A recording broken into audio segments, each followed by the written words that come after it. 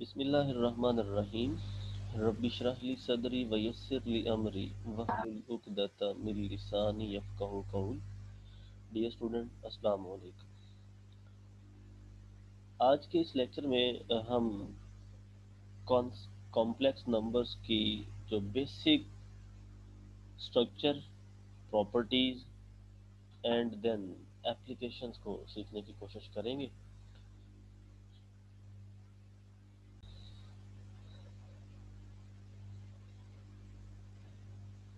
Ji, what is complex number system? Complex number is the generalization of set of real numbers. Set of complex number is the generalization of set of real number. We can say that every real number is a complex number. But converse is may or may not. Most of the time जब purely imaginary number आपके पास आ जाता है तो then ये result hold नहीं करता। आगे चल के पढ़ेंगे कि प्योरली इमेजिनरी नंबर क्या होता है। The set C, which is equal to Cartesian product R cross R, जिसका स्ट्रक्चर कुछ इस तरह से है। A comma B ordered pair की फॉर्म में एलिमेंट्स होंगे और A और B जो है both belongs to set of real number is called the set of complex number. तमाम ऑर्डर्ड पेयर्स जो इस तरह की फॉर्म में हो उन सबको इकट्ठा कर लिया जाए, कंबाइन कर लिया जाए तो ये सेट ऑफ कॉम्प्लेक्स नंबर बनाता है। If the following conditions are satisfied, अगर जो कॉम्प्लेक्स नंबर्स के बारे में कुछ प्रॉपर्टीज प्री डिफाइन है, अगर ये सेट भी उन प्रॉपर्टीज को फॉलो करता होगा, फुलफिल करता होगा, तो देन ये सेट जो है सेट ऑफ कॉम्प्लेक्स नंबर कहलाएगा। वो प्रॉपर्टीज कौन सी हैं? फर्स्ट प्रॉपर्टी है कि दो कॉम्प्लेक्स नंबर्स को अगर आपने सम अप करना है तो जो फर्स्ट कंपोनेंट होता है उसको हम रियल कंपोनेंट कहते हैं और जो सेकंड कंपोनेंट है उसको इमेजिनरी कंपोनेंट या इमेजिनरी पार्ट का नाम दिया जाता है। तो जब सम अप करना है, रियल कंपोनेंट रियल में सम होना चाहिए और इमेजिनरी कंपोनेंट जो है वो इमेजिनरी में ऐड होना चाहिए। अगर इसकी एडिशन इस तरह से होती है तो देन इसकी फर्स्ट प्रॉपर्टी पूरी हो जाएगी। सेकंड प्रॉपर्टी बेटे, अगर आपके पास कोई से दो कॉम्प्लेक्स नंबर्स हैं a comma B and c comma D, तो मल्टीप्लिकेशन कुछ इस तरह से होगी बेटे कि a को यानी रियल कंपोनेंट को रियल से मल्टीप्लाई करके लिखने ए सी, फिर इमेजिनरी कंपोनेंट को इमेजिनरी के साथ लिखने और दरमियान में माइनस लगा दें, कॉमा जब सेकंड एलिमेंट बनाना है तो फिर ऑपोजिट जो पोजीशन पे एलिमेंट्स हैं उनको मल्टीप्लाई करेंगे। ए को डी से मल्टीप्लाई करेंगे और दरमियान में प्लस, देन बी को सी से मल्टीप्लाई करेंगे। अगर आप यूजुअल मल्टीप्लिकेशन जिस तरह दो ब्रैकेट्स को, राउंड ब्रैकेट्स को मल्टीप्लाई करते हैं, अगर उनमें मोर देन वन एलिमेंट यानी दो दो एलिमेंट्स हैं तो अगर उनको भी अगर सिंप्लीफाई करें आप तो आप इसी रिजल्ट पे पहुंचेंगे जो ये डायरेक्ट लिखा हुआ। फिर तीसरी प्रॉपर्टी है scalar multiplication with complex number. किसी स्केलर नंबर की कॉम्प्लेक्स नंबर के साथ मल्टीप्लिकेशन अगर हो रही है तो वो इसी सूरत में होगी कि आप उस स्केलर को रियल कंपोनेंट से भी मल्टीप्लाई करेंगे और उसको आप इमेजिनरी कंपोनेंट के साथ भी मल्टीप्लाई करेंगे। ये स्केलर जो है ये भी एक रियल नंबर ही होगा। नंबर 4 प्रॉपर्टी ये है, बहुत इंपॉर्टेंट क्वेश्चन है, अक्सर ये इंटरव्यू में भी बेटा पूछ लिया जाता है कि कॉम्प्लेक्स नंबर के अंदर ऐसी कौन सी प्रॉपर्टी है जो होल्ड नहीं करती, तो उसको हम ऑर्डर प्रॉपर्टी कहते हैं। ये याद रखना है, ऑर्डर प्रॉपर्टी। ऑर्डर प्रॉपर्टी मतलब आप दो कॉम्प्लेक्स नंबर का कंपैरिजन करके ये नहीं बता सकते कि कौन सा कॉम्प्लेक्स नंबर ग्रेटर है और कौन सा लेसर है, क्योंकि हम कभी भी इसके बारे में कोई डिसीजन नहीं दे सकते क्योंकि हमें कॉम्प्लेक्स फॉर्म में वैल्यू का ही नहीं पता होता। जैसे 3 और 4 रियल नंबर्स हैं, पता है कि 4 की वैल्यू ज़्यादा है, 3 की वैल्यू कम है, लेकिन 3 अयोटा और 4 अयोटा के बारे में हम नहीं बता सकते कि किसकी वैल्यू ग्रेटर है एक दूसरे के लिहाज से। तो इसका मतलब हुआ लेस देन या ग्रेटर देन का जो रिजल्ट है वो दो कॉम्प्लेक्स नंबर्स के दरमियान में हम नहीं उसके बारे में कुछ भी बता सकते। तो फिर एक ही पॉसिबिलिटी है, इक्वालिटी ऑफ कॉम्प्लेक्स नंबर। दो कॉम्प्लेक्स नंबर अगर इक्वल है, इफ एंड ओनली इफ आप जानते हैं कि लेफ्ट से राइट और राइट से लेफ्ट तक दोनों साइड्स होल्ड करती हैं। अगर दो कॉम्प्लेक्स नंबर आपस में इक्वल है तो ये उसी सूरत में पॉसिबल होगा जब real component first complex number का real component of second complex number के बराबर होगा। इसी तरह बेटे इमेजिनरी कंपोनेंट जो है वो इमेजिनरी कंपोनेंट के इक्वल होगा, देन ही दो कॉम्प्लेक्स नंबर आपस में इक्वल हो सकते हैं। या फिर अगर दो कॉम्प्लेक्स नंबर्स के दरमियान इस तरह का रिलेशनशिप है कि उनके रियल कंपोनेंट भी आपस में इक्वल हैं, उनके इमेजिनरी कंपोनेंट भी आपस में इक्वल हैं, अगर ये दोनों सूरतें होल्ड करती हैं तो आप कह सकते हैं कि वो दोनों कॉम्प्लेक्स नंबर भी आपस में इक्वल होंगे। उसके बाद बेटे इम्पोर्टेंट नोट है एक, A plus A comma A comma B जो है ऑर्डर्ड पेयर की फॉर्म में, this one is equal to A plus iota B की फॉर्म में इसको लिख सकते हैं बेटे। इसमें ए आपका रियल पार्ट होगा और बी आपका इमेजिनरी पार्ट कहलाएगा। इसकी दोनों जो रिप्रेजेंटेशंस हैं, both are the represent the same number, same complex number.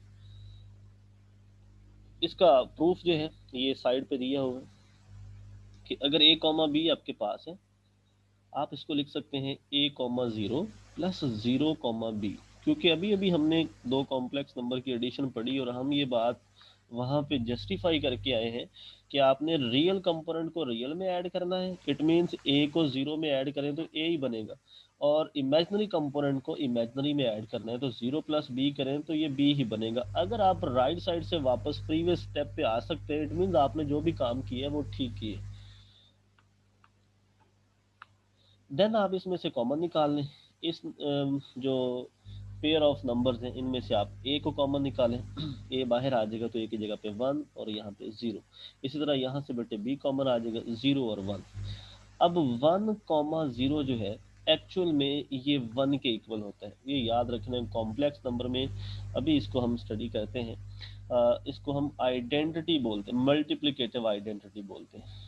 यानी जो कॉम्प्लेक्स नंबर है उसका अल्टरनेटिव फॉर्म में अगर हम डिफाइन करें तो हम बेटे ऐसे डिफाइन करेंगे, a number which can be written in the form of A plus iota B या A plus B iota, where A B belongs to set of real number and iota is equal to minus one का square root is an imaginary unit.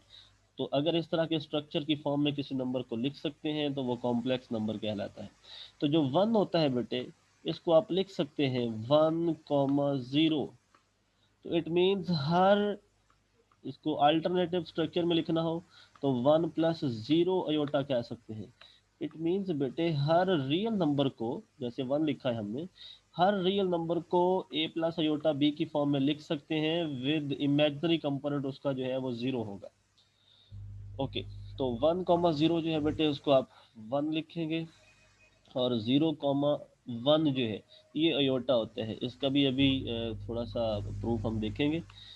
यानी ये दो चीज़ें आपने note कर लेनी है कि जो वन कॉमा ज़ीरो है एक्चुअल में इसको वन या वन बार भी कहते हैं, इसके नीचे एक छोटी सी लाइन लगा के थोड़ा सा डिफ्रेंशिएट करने के लिए, लेकिन वन बार और वन में कोई फ़र्क नहीं, ये दोनों एक ही चीज़ को डिनोट करते हैं, इसलिए हम सिंपली इसको जो है बेटे वो वन की फॉर्म में लिख सकते हैं। इसी तरह ज़ीरो कॉमा वन जो है इसको बेटे हम अयोटा की फॉर्म में लिखेंगे। क्यों? क्योंकि अगर इसकी अल्टरनेटिव फॉर्म लिखे बेटे ए कॉमा बी वाली जो है, A comma B is equal to A plus iota B होता है। ओके, अगर ए की जगह पे ज़ीरो लिख दे और बी की जगह पे वन लिख दे, इट मीन्स ये बन जाएगा ए की जगह पे ज़ीरो प्लस अयोटा, बी की जगह पे वन आ गया, this one is equal to zero plus iota into one iota, and this one is equal to simple iota. तो इसका मतलब हुआ ज़ीरो कॉमा वन जो है बेटे उसको हम सिंपली अयोटा की फॉर्म में लिख सकते हैं। ए को वन से मल्टीप्लाई करें ए आ गया, बी को अयोटा से मल्टीप्लाई करें तो ये दोनों साइड्स आपस में इक्वल होगी। इट मीन्स ऑर्डर्ड पेयर की फॉर्म में लिख दिया जाए कॉम्प्लेक्स नंबर को, या फिर ए प्लस अयोटा बी की फॉर्म में लिख दिया जाए, both are the representation of same number. फिर अगर अयोटा जो है बेटे वो आपके पास ज़ीरो कॉमा वन की फॉर्म में है, तो देन अयोटा इंटू अयोटा किसके इक्वल होगा? इट मीन्स 0,1 इंटू 0,1 दोनों को आपस में मल्टीप्लाई कर दे। मल्टीप्लिकेशन का रूल वही जो अभी प्रीवियस 2-3 लाइंस पहले हमने पढ़ा था कि रियल को रियल से मल्टीप्लाई करें 0 इंटू 0, माइनस इमेजनरी को इमेजनरी से मल्टीप्लाई करें 1 इंटू 1। देन 0 को 1 से मल्टीप्लाई करें 0 1, 0 इंटू 1, एंड 1 को फिर आप जो है वो 0 से मल्टीप्लाई करें 1 इंटू 0, और दरमियान में इधर प्लस और इधर माइनस। 0 इंटू 0 तो 0 होता है, 1 इंटू 1, 1 तो माइनस का 1 आ गया, और ये दोनों ही 0 हो गए, यहाँ पे 0 आ गया। इट मीन्स इसको अगर हम ए प्लस अयोटा बी वाली फॉर्म में लिखें, ए प्लस अयोटा बी वाली फॉर्म में, तो फिर ये बन जाएगा -1 प्लस 0 अयोटा। 0 अयोटा तो कुछ भी नहीं होता, ओनली -1। तो यही हमें डायरेक्ट भी पता है कि अगर अयोटा हम कहते हैं कि -1 का स्क्वायर रूट है, दोनों तरफ अगर आप स्क्वायर ले लें, इधर भी और बेटे राइट साइड पे भी, तो ये कैंसिल होके iota square is equal to -1 ही होते हैं, जो अल्टरनेटिव रिप्रेजेंटेशन है बेटे। इसी तरह कोई भी पावर आ जाए अयोटा की, हम सिंपली इसको जो है वो सॉल्व कर सकते हैं। Next,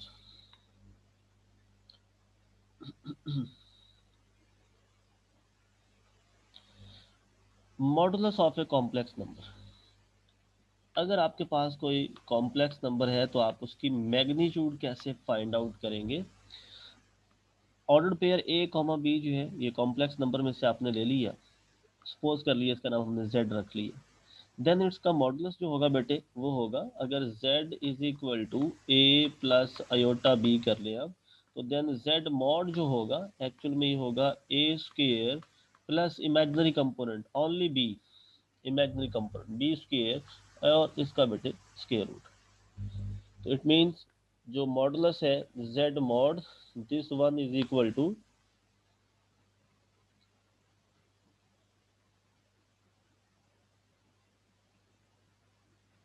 this one is equal to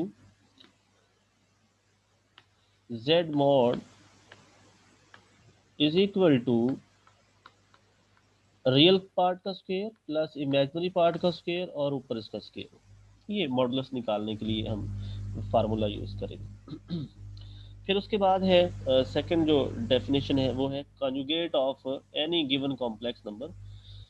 अगर z इज इक्वल टू बेटे आपके पास है a प्लस बी अयोटा, तो कॉन्जुगेट निकालने के लिए क्या करेंगे, जस्ट आप बार लगाएंगे जो कॉन्जुगेट को रिप्रेजेंट करती है, और जब बार को अप्लाई किया जाता है तो सिर्फ इतना फ़र्क पड़ता है कि जहाँ जहाँ पे अयोटा आ रहा होता है वहाँ पे माइनस अयोटा रिप्लेस कर दिया जाता है। इट मीन्स जो z कॉन्जुगेट बना यहाँ पे वो a माइनस बी अयोटा बना।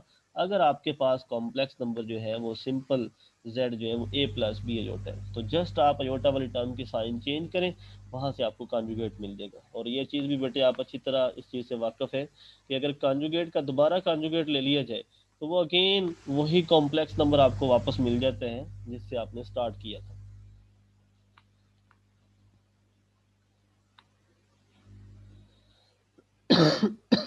जी बेटे, उसके बाद 1,0 हमने देखा था कि इसको हम सिंपली 1 लिखते थे, और ये कहलाती है आपकी multiplicative identity in complex numbers 1,0, क्योंकि इसको आप अगर a प्लस बी अयोटा की फॉर्म में लिखेंगे तो this one will be equal to 1 plus 0 iota, और बेटे आप 0 अयोटा को ख़त्म कर दें तो ओनली 1 बन जाता है, सॉरी 1,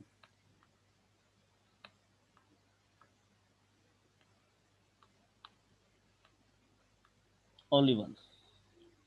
तो इट मीन्स अगर आपके पास कॉम्प्लेक्स नंबर में कोई आइडेंटिटी पूछता है तो उसका जो करेक्ट स्ट्रक्चर बनता है वो ये बनता है 1,0। फिर उसके बाद है additive identity in complex number. अगर एडिटिव आइडेंटिटी की बात करें तो 0,0 जो है ये एडिटिव आइडेंटिटी है कॉम्प्लेक्स नंबर की। एडिटिव इनवर्स, अब इनवर्स भी दो तरह का है, एक मल्टीप्लिकेटिव इनवर्स और एक एडिटिव इनवर्स। जी फरहान बेटे आपने पूछा है कि कंजुगेट लेते हुए हम रियल कंपोनेंट को क्या कुछ कर सकते हैं कि नहीं। तो बेटा याद रखना है, अगर आपके पास z is equal to A plus B iota है तो z ये सिंपल z है। अगर आप इसका कॉन्जुगेट लेना चाहते हैं तो बेटे होगा ये कि आप लिखेंगे z conjugate is equal to a plus B. सिर्फ अयोटा की साइन चेंज करनी है, रियल कंपोनेंट को आपने कुछ नहीं कहना। इसी वजह से तो एक बड़ा फेमस थ्योरम बना है, वो थ्योरम है बेटे कि अगर आपके पास कॉम्प्लेक्स नंबर जो है वो ओनली रियल नंबर है, ओनली रियल नंबर, तो वो सेल्फ कॉन्जुगेट होगा। यानी आप उसका, इसको इक्वेशन नंबर 1 कह लें, अगर कॉन्जुगेट आप ले भी लेंगे तो कोई फर्क नहीं आएगा उसमें, क्योंकि उसमें अयोटा तो आ ही नहीं रहा। इसको आप इक्वेशन 2 रखें और फ्रॉम इक्वेशन 1 एंड 2 करें तो z is equal to z conjugate. It means आप कह सकते हैं every real number is self conjugate. हर रियल नंबर का एक सेल्फ कॉन्जुगेट होता है, वो अपने आप का खुद ही कॉन्जुगेट है, उसका कोई दूसरा कॉन्जुगेट नहीं है। जी बेटे, उसके बाद मैं इन्वर्स की बात कर रहा था। इन्वर्स बेसिकली दो तरह के हैं बेटे, एक एडिटिव इन्वर्स और एक मल्टीप्लिकेटिव इन्वर्स। एडिटिव इन्वर्स बहुत सिंपल है बेटे, आपके पास अगर ऑर्डर पेयर ए भी है तो आपने दोनों की साइन चेंज कर देनी है। अब इसके लिए एक चीज़ याद रखनी है, ऐसे भी हो सकता है z इज इक्वल टू आपके पास 2, -3 हो। अगर आपने इसका एडिटिव इन्वर्स फाइंड आउट करना है तो बेटे वो इन्वर्स होगा फिर this one is equal to -z, यानी एडिटिव इनवर्स z का -z होगा। तो बेटे आप जब माइनस से अप्लाई कर मल्टीप्लाई करेंगे तो ये -2 होगा, और जो ऑलरेडी माइनस का नंबर है वो प्लस का हो जाएगा, +3।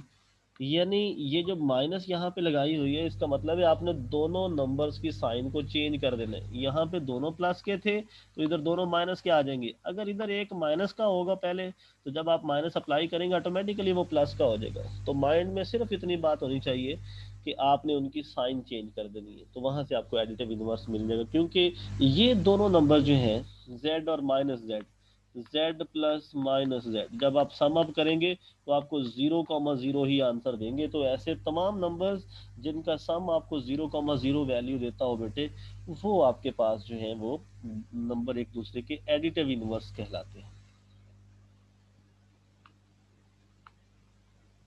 नेक्स्ट बेटे मल्टीप्लिकेटिव इनवर्स जो है, मल्टीप्लिकेटिव इनवर्स ऐसे दो नंबर्स हैं, यानी z इंटू जेड इनवर्स, जिनका आंसर बेटे 1,0 आ जाए। एडिटिव आइडेंटिटी आप समझ लो। ओके, अगर हमारे पास कोई भी कॉम्प्लेक्स नंबर z है बेटे, लेट्स सपोज ये z है, आपने उसका इनवर्स फाइंड आउट करना है। आप दोनों तरफ उसके ऊपर -1 पावर लिख दें। पावर में -1 हो जब नीचे लेके आए तो वो पावर सिंपल बन जाती है प्लस की। और 1/a+i भी, जब भी डिनोमिनेटर में अयोटा आ जाए तो सबसे पहला काम होता है उस अयोटा को डिनोमिनेटर से ख़त्म करना, और उसका एक ही प्रोसेस है बेटा जिसको रैशनलाइजेशन कहते हैं। आप 1/a+i को दोबारा से लिखेंगे, आफ्टर देन सेंट्रल साइन को चेंज करेंगे बेटे, जैसे प्लस थी तो माइनस लिख दी, और जो चेंज करने के बाद नई चीज़ बनेगी वो ऊपर भी लिखेंगे, वही चीज़ नीचे भी लिखेंगे, और ऊपर वाली जितनी भी टर्म्स होगी उनको आपस में मल्टीप्लाई करना है, और नीचे वाली जो टर्म है वो इस रूल को फॉलो करेगी। a-b a+b अगर हो तो आप आराम से इसको लिख लेते हैं a² - b²। तो इसके मुताबिक बेटे ये a² - b² आएगा। अब चूंकि यहाँ पे थोड़ी सी सिंप्लीफिकेशन जो है वो डायरेक्ट की है, वो सिंप्लीफिकेशन बेटे कुछ इस तरह से है कि जब आपने लिखा इसको a-b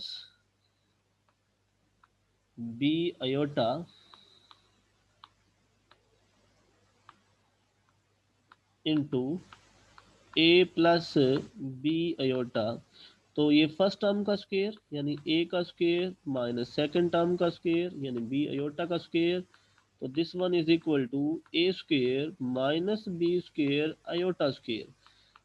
a² - b² iota square बेटे -1, दिस वन a² माइनस और माइनस मिलके प्लस और साथ b²। तो ये आंसर जो है ये यहाँ पे सिंप्लीफिकेशन के बाद लिखा जाता है। अब आप गौर से देखें कि डिनोमिनेटर में आपको अयोटा नज़र नहीं आएगा। अगर डिनोमिनेटर में अयोटा नहीं है तो फिर वो एक रियल नंबर है। तो आप रियल नंबर को दोनों के डिनोमिनेटर में सेपरेट कर सकते हैं। जब आप सेपरेट कर देंगे तो अयोटा वाला कॉफिशिएंट अगर आपने ऑर्डर पेयर में लिखना है तो ये फर्स्ट एलिमेंट बन जाएगा, अयोटा का कॉफिशिएंट जो है ये सेकंड एलिमेंट बन जाएगा विद दिस साइन। अगर प्लस है तो फिर प्लस यहाँ पे लिखने की ज़रूरत नहीं है, लेकिन अगर ये माइनस है तो देन आप अगेन इसको ज़रूर लिखेंगे।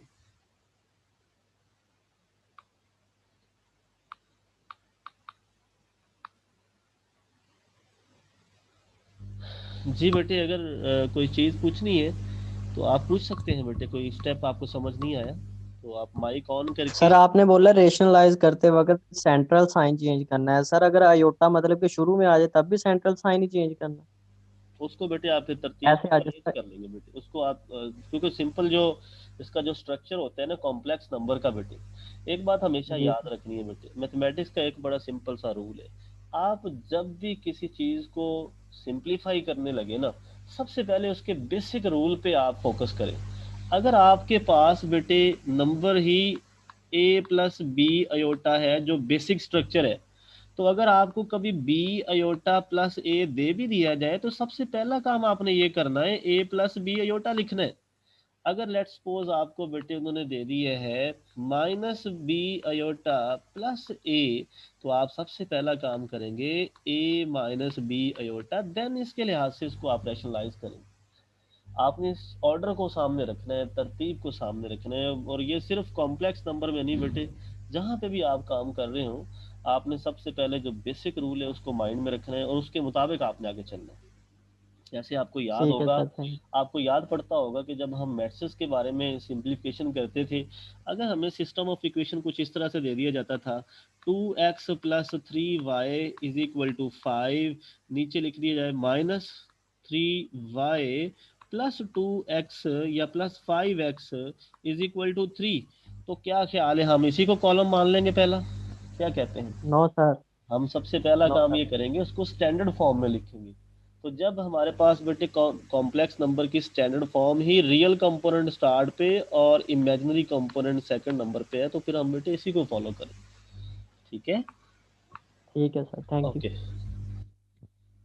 हाँ, अगर आपके पास कॉम्प्लेक्स नंबर नहीं आ रहा, अगर आपके पास जो है वो स्क्वायर रूट की फॉर्म में है, जैसे हम बच्चों को फर्स्ट ईयर इसमें 10th क्लास में या 8th क्लास में काम करवाते हैं, अगर आपके पास स्ट्रक्चर है 1/2 प्लस स्क्वायर रूट 3 या फिर 1/स्क्वायर रूट 3 प्लस 2, तो बेटे फिर इनको चेंज नहीं करेंगे इन, क्योंकि ये दोनों के दोनों रियल नंबर्स हैं, जो मर्जी पहले आ सकता है। ठीक है? स्क्वायर रूट 3 भी पहले आ सकता है, 2 भी पहले आ सकता है, लेकिन अगर इनमें से किसी एक के साथ अयोटा हुआ तो आपने सबसे पहले इसको स्टैंडर्ड फॉर्म में लिखना। Next bit. हाँ जी, तो हम मल्टीप्लिकेटिव इनवर्स की बात कर रहे थे, तो फिर इसका मतलब हुआ अगर इन शॉर्टकट फॉर्म में हम देखें मल्टीप्लिकेटिव इनवर्स किसी भी complex number z is equal to A comma B की फॉर्म में अगर दिया हुआ है या ए प्लस अयोटा बी की फॉर्म में दिया है, तो आप डायरेक्ट बेटे लिख सकते हैं रियल कंपोनेंट ओवर रियल का स्क्वायर प्लस इमेजिनरी कंपोनेंट का स्क्वायर, कॉमा सेकेंड कंपोनेंट बनाना हो तो माइनस इमेजिनरी कंपोनेंट और नीचे फिर वही बेटे ए स्क्वायर प्लस बी स्क्वायर। और अगर ये वाकयातन ही z यानी कॉम्प्लेक्स नंबर का इन्वर्स है, z इन्वर्स जो है, तो फिर जब इन दोनों को मल्टीप्लाई करेंगे तो यकीनन आपको वहां से बेटे मल्टीप्लिकेटिव आइडेंटिटी मिलेगी, यानी 1,0 जिसको हम 1 सिंपल कहते हैं, हम हासिल कर लेंगे वहां से। एक और बड़ी इंपॉर्टेंट प्रॉपर्टी बेटे कॉम्प्लेक्स नंबर की, वो ये है कि अगर आप किसी कॉम्प्लेक्स नंबर को उसके कॉन्जुगेट के साथ मल्टीप्लाई करते हैं ना बेटे, तो वो उसी कॉम्प्लेक्स नंबर के मॉड का स्क्वायर बन जाता है। और कॉम्प्लेक्स नंबर के मॉड का स्क्वायर का मतलब है उसके रियल कंपोनेंट का स्क्वायर प्लस इमेजिनरी कंपोनेंट का स्क्वायर। उसकी वजह बेटा ये है क्योंकि z मॉड जो है एक्चुअल में रियल कंपोनेंट का स्क्वायर प्लस इमेजिनरी कंपोनेंट का स्क्वायर और ऊपर स्क्वायर रूट होता है। तो जब आप दोनों तरफ बेटे इसके इस नंबर के दोनों तरफ जब आप स्क्वायर अप्लाई करेंगे तो ये स्क्वायर रूट यहाँ से कैंसिल आउट हो जाएगा। जब ये स्क्वायर रूट कैंसिल आउट होगा तो ये जस्ट आपके पास आ जाएगा ए स्क्वायर प्लस बी स्क्वायर। तो ये बेटे वही है रियल कंपोनेंट का स्क्वायर और ये इमेजिनरी कंपोनेंट का स्क्वायर। तो इसका मतलब हुआ अगर कभी किसी कॉम्प्लेक्स नंबर को उसी के कॉन्जुगेट के साथ मल्टीप्लाई किया जाए तो वो बराबर होता है कॉम्प्लेक्स नंबर की मैग्नीट्यूड के स्क्वायर के। आल्सो इसको वेरीफाई करने के लिए भी आप लेफ्ट और राइट दोनों साइड्स को सिंप्लीफाई करके कर सकते हैं। जैसे लेफ्ट हैंड साइड के लिए क्या किया है, कॉम्प्लेक्स नंबर लिए है, साथ उसका कॉन्जुगेट लिए, दोनों को मल्टीप्लाई किया, और मल्टीप्लाई इसमें आपने सिंपल जो टर्म्स हैं, जैसे हम दो ब्रैकेट्स को बेटे मल्टीप्लाई करते हैं उस तरह से करके भी आप कर सकते हैं। यानी क्या करें कि आप फर्स्टली ए को सिलेक्ट करें, इसको ए से मल्टीप्लाई करें, देन माइनस बी योटा से मल्टीप्लाई करें, फिर बी योटा को ए से मल्टीप्लाई करें, एंड आफ्टर देन इसको बी योटा को बी योटा से मल्टीप्लाई करें, और कैंसिलेशन के बाद जो सिंपल आपके पास आंसर आएगा बेटे वो यही आएगा। अब एक और रिजल्ट बेटे, वो रिजल्ट ये है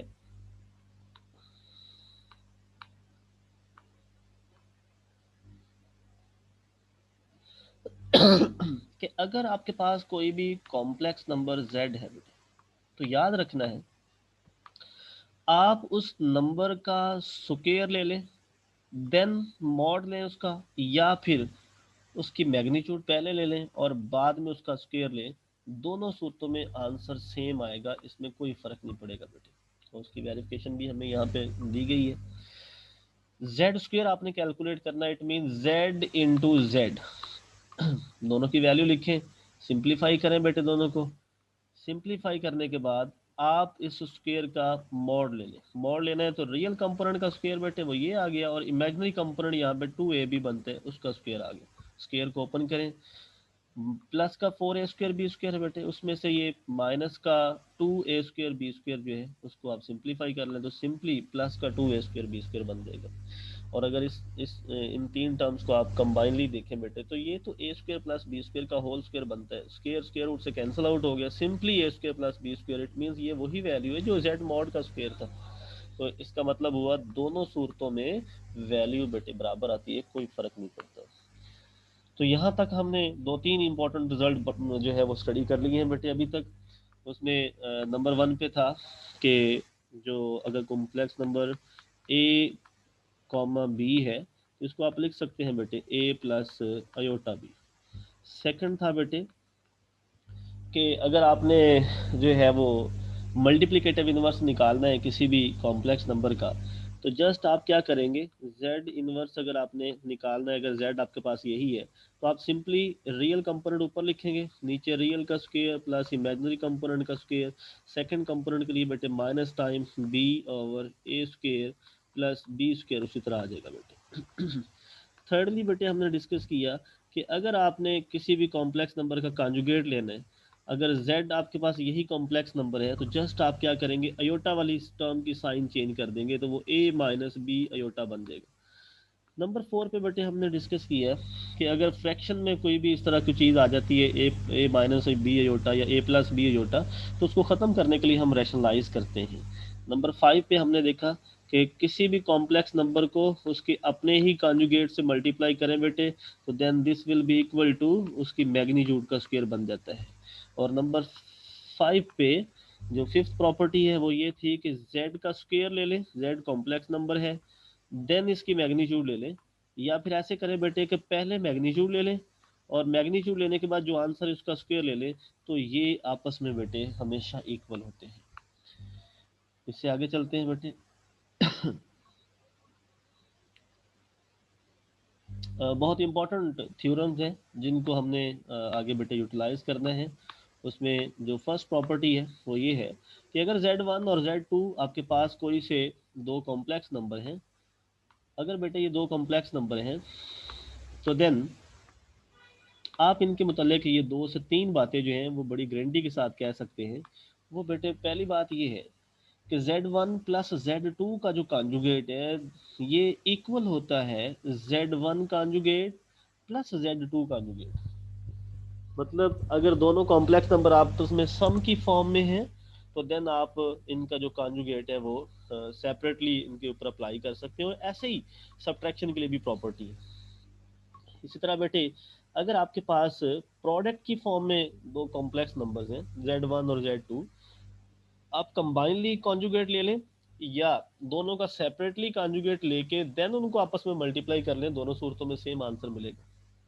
इसी तरह जो है वो फ्रैक्शनल फॉर्म में है, डिवीजन की फॉर्म में है, क्वोशंट की फॉर्म में है, कॉम्प्लेक्स नंबर्स अगर उनका कॉन्जुगेट है तो इट मींस आप न्यूमरेटर का कॉन्जुगेट सेपरेटली सॉल्व करें, डिनोमिनेटर का सेपरेटली सॉल्व करें, देन आप दोनों को डिवाइड कर लें, फिर भी आपको आंसर जो है बेटे वो सेम मिलेगा। जो फर्स्ट वन रिजल्ट है उसकी वेरिफिकेशन पहले देखते हैं बेटे।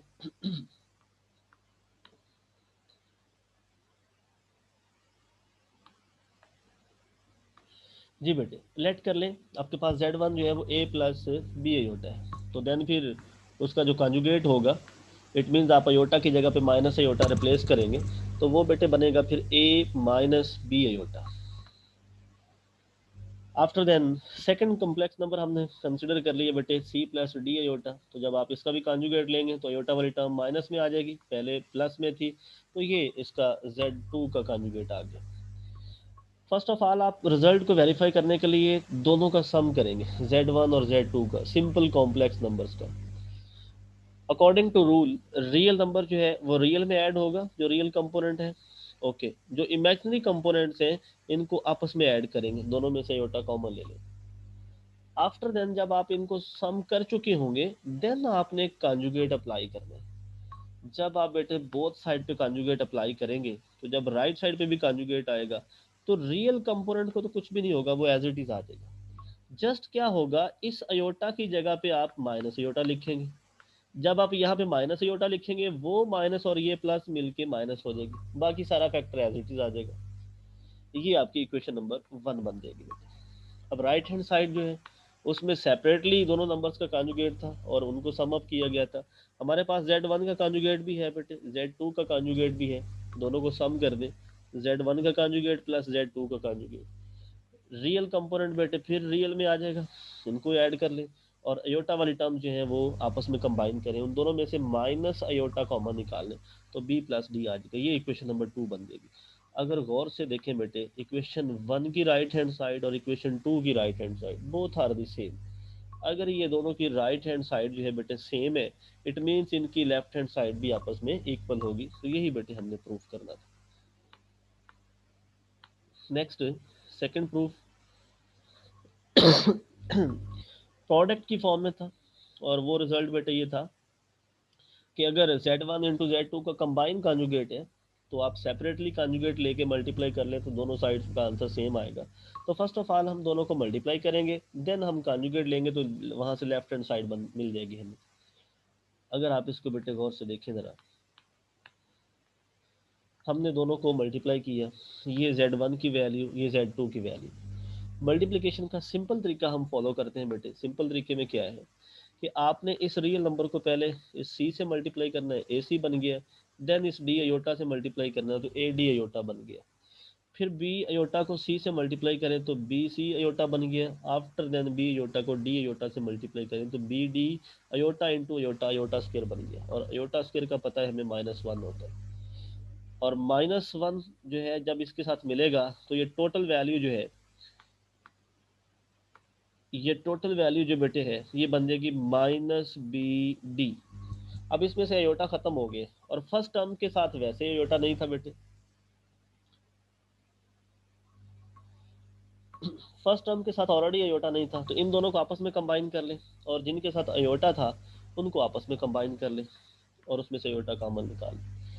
जब ये प्रोडक्ट आप हासिल कर चुके हो देन आपने दोनों तरफ जो है वो बार अप्लाई करना है, और कॉन्जुगेसी जो है कॉम्प्लेक्स नंबर में उसको अप्लाई करने का मेथड यही है कि जस्ट आप अयोटा की जगह पे माइनस अयोटा लिखें और उसकी वजह से सिर्फ फर्क इतना पड़ना है कि ये साइन जो प्लस की थी ये माइनस की हो जाएगी, बाकी सारी चीजें सेम होंगी।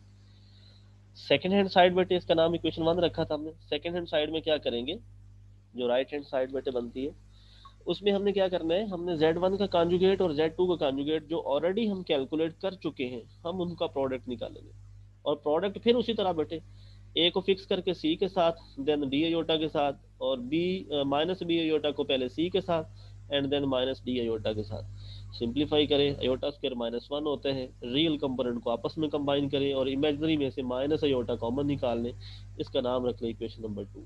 इन दोनों इक्वेशन को गौर से देखें बेटे, इक्वेशन 1 की राइट हैंड साइड और इक्वेशन 2 की राइट हैंड साइड कोई फर्क नहीं है दोनों में, अगर ये साइड्स इक्वल है तो इट मीन्स इनकी लेफ्ट साइड भी आपस में इक्वल है, तो यही बेटे हमने रिजल्ट जो था वो वेरीफाई करना था।